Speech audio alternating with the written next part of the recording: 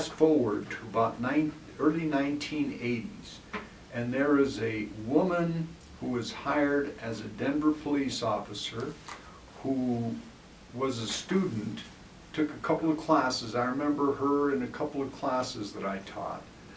She wasn't a criminal justice major, but she wanted to be a police officer, and that's why she was taking classes.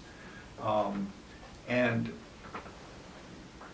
she became a police officer in Denver, and she was chasing an armed robber one day, one evening. And as she's chasing this armed robber, and it's nighttime, and she's on foot, and she's chasing this guy through a neighborhood in southeast Denver.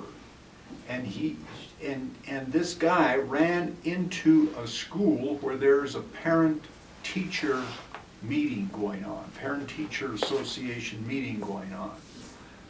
And she sees him in there, and she was going to shoot at him.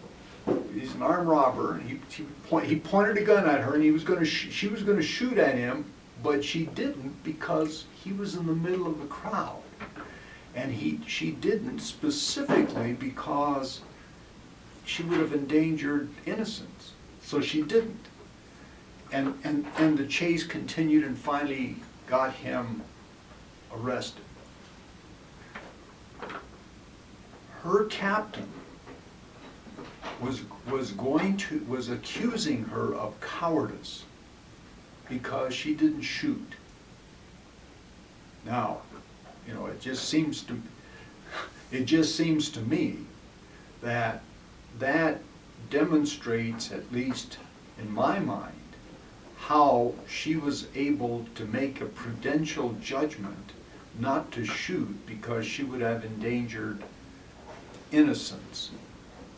I can indicate to you, I can tell you that 5 years before, 10 years before, police officers in this city would have had no qualms shooting at that person.